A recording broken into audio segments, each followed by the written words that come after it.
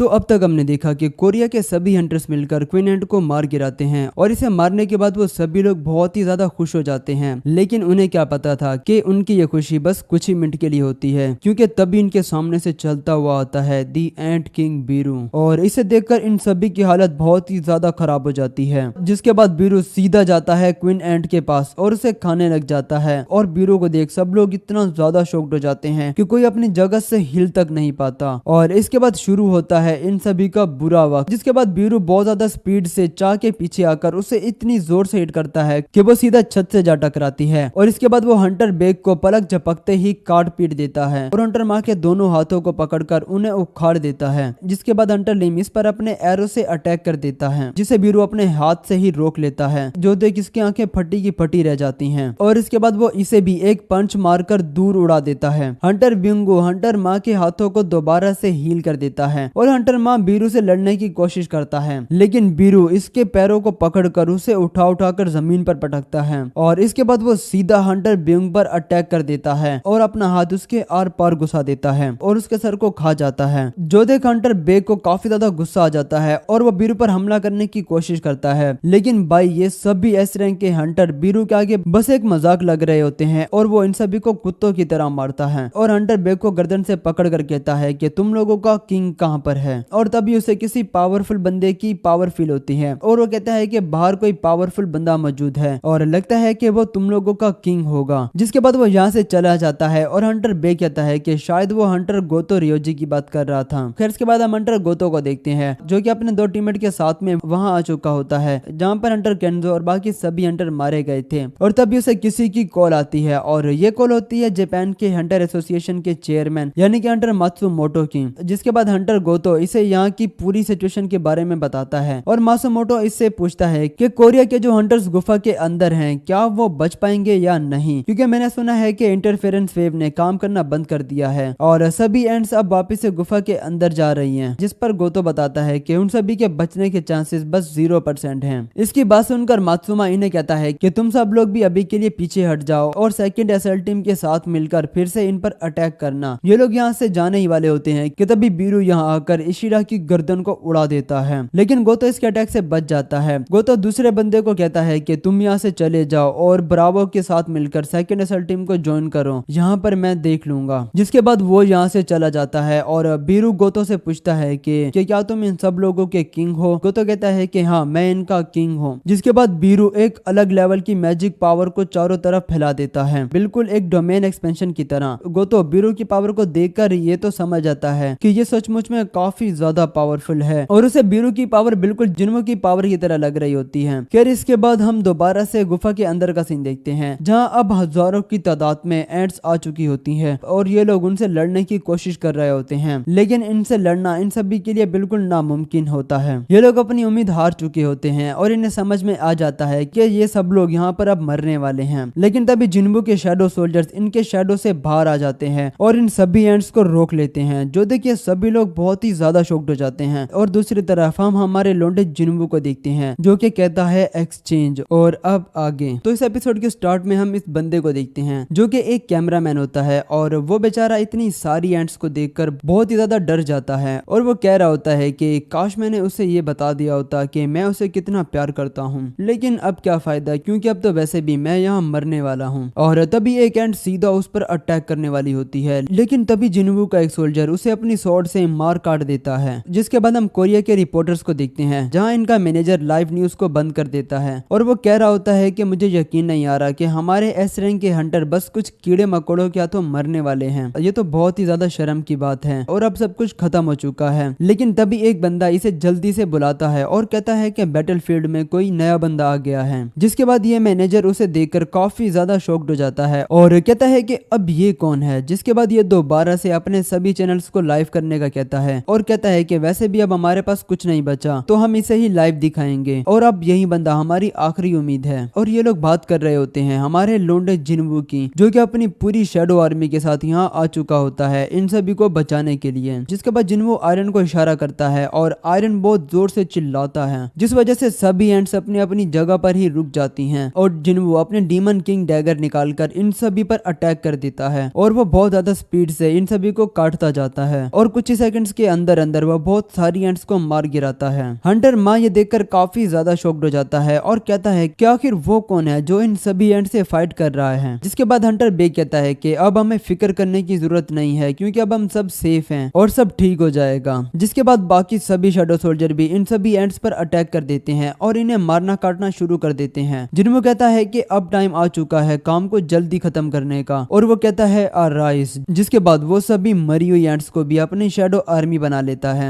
जिसे देख सब लोग की आंखें फटी की फटी रह जाती हैं। जिसके बाद जिन्हो इन सभी को कुछ लिक्विड ड्रिंक देता है पीने के लिए, जिसे पीने के बाद ये सभी लोग पूरी तरह से हील हो जाते हैं। लेकिन क्योंकि हंटर चाह काफी ज्यादा इंजर्ड होने की वजह से बेहोश हो गई थी तो वो इस लिक्विड को नहीं पी पाती। जिस पर जिन्हो कहता है कि मैं इसे इस तरह से ठीक नहीं कर पाऊंगा और हमें इसे यहाँ से बाहर ले जाना होगा इससे पहले कि यहाँ और एंड्स आ जाएं। लेकिन तभी यहाँ पर आ जाता है दी एंड किंग बीरू और वो कह रहा होता है कि वो बंदा तो झूठ बोल रहा था क्योंकि वो किंग नहीं था। क्या यहाँ कोई ऐसा बंदा है जो कि खुद को किंग मानता हो? और इसे देखकर हंटर बे की हालत बहुत ही ज्यादा खराब हो जाती है और वो कहता है कि अगर ये यहाँ वापस आ गया है तो क्या इसने हंटर गोतो को मार दिया है? जिस पर जिन्हो हंटर माँ से कहता है कि आप हंटर चा को संभालो, मैं इसे देख लूंगा। और साथ ही जिन्हो सोच रहा होता है कि शायद इसीलिए जो शैडो सोल्जर मैंने हंटर गोतो के साथ लगाया था वो कैसे खत्म हो गया। जिसके बाद वो सीधा चलता हुआ जाता है बीरू की तरफ और दोनों ही एक दूसरे के आमने सामने होते हैं। जिसके बाद बीरू अपना ऑरा रिलीज करता है और बहुत जोर से चिल्लाता है। जिस पर जिन्हो कहता है कि बस इतना ही, कि क्या तुम में बस इतनी ही पावर है? जिसके बाद हम सिटी का सीन देखते हैं जहाँ न्यूज में बताया जा रहा होता है कि हंटर बिंगो मारा जा चुका है और जो बाकी के हंटर भी वहाँ मौजूद थे उनका बचना भी लगभग नामुमकिन है। लेकिन अभी वहाँ एक नया हंटर आ चुका है जिसकी गिल्ड के बारे में अभी तक हमें पता नहीं चल सका और अब हम आपको वहाँ की लाइव वीडियो दिखाने वाले हैं। जिसके बाद सब लोग बीरू और जिन्हो की फाइट को लाइव देखते हैं और बीरू को देखकर जापान के हंटर एसोसिएशन का चेयरमैन मात्सुमो कहता है कि अच्छा तो इस एंट ने गोतो को मारा है जो कि इंसानों की तरह बात भी कर सकता है। जिन्हो को टीवी पर लाइव देखकर जिना भी काफी ज्यादा शॉक्ड हो जाती है और सोच रही होती है कि आखिर जिन्हो इतनी जल्दी जीजू आइलैंड कैसे पहुंच गया। और साथ ही जिन्हो को देखकर हंटर गोगन ही भी बहुत ही ज्यादा खुश हो रहा होता है और बहुत ही ज्यादा एक्साइटेड हो जाता है। जिसके बाद फाइनली जिन्हो और बीरू के बीच की फाइट स्टार्ट हो जाती है और बीरू जिन्हो को एक जोरदार पंच दे मारता है और ये पंच इतना ज्यादा पावरफुल होता है कि आसपास का काफी सारा एरिया डिस्ट्रॉय हो जाता है और बहुत बड़ा ब्लास्ट भी होता है। लेकिन जिन्हो को कुछ भी नहीं होता और वो अपनी जगह पर ही खड़ा रहता है जो देख सभी लोग एकदम से शॉक्ड हो जाते हैं। तो ये था आज का एपिसोड और आप लोग मुझे कमेंट में जरूर बताना कि आप लोगों को ये एपिसोड कैसा लगा।